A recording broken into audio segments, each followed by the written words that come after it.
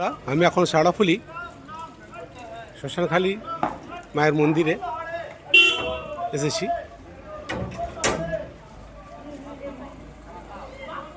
মাকে দেখানোর চেষ্টা করলাম।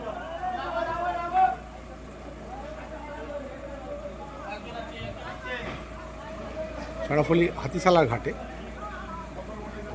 এই মা শ্মশানকালী মায়ের মন্দির।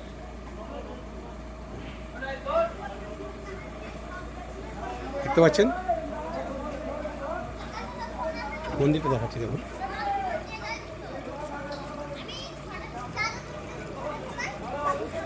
এটি হলো ষাড়াফুলি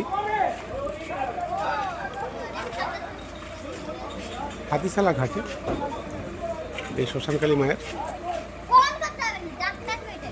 মন্দিরটি আপনাদেরকে দর্শন করালাম। যদি কোনোদিন ষাড়াফুলি হাতিশালা ঘাটে গঙ্গা স্নান করতে আসেন, এই মন্দিরটি অবশ্যই দর্শন করবেন।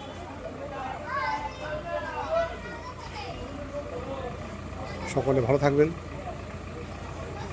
সুস্থ থাকবেন। ধন্যবাদ।